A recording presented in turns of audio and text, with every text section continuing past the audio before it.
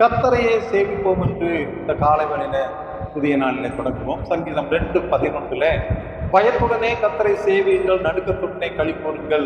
கர்த்தருடைய சமூகத்துக்கு முன்பாக எப்பொழுதுமே நாம் பயபக்தியுடன் வந்து நடுக்க வேண்டும்.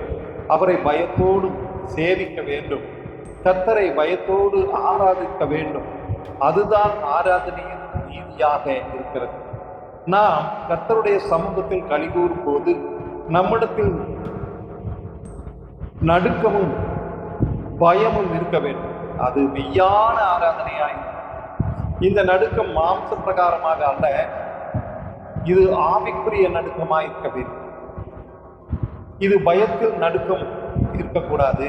தேவன் அப்போஸ்தலராகிய பவுல் நம்முடைய ரட்சிப்பை பற்றி சொல்லும்போது அதிக பயத்தோடும் நடுக்கத்தோடும் நம்முடைய ரட்சிப்பு நிறைவேற பிரயாசப்பட்டேன் என்று சொல்லுகிறார். அவ்வளவு அந்த தேவன் வருகையை, தேவ பிரசன்னத்தை அடைவதற்கு அவர் பிரயாசப்படுகிறதை நாம் பார்க்கிறோம். ஆக மிகவும் பயத்தோடும் நடுக்கத்தோடும் தேவனுக்கு முன்பாக வந்து ஆராதிக்கக்கூடிய பிள்ளைகளாய் நாம் மாறுவோம். அதுதான் உண்மையான ஆராதனை. அந்த உண்மையான ஆராதனை நாம் செய்வோம். நாம்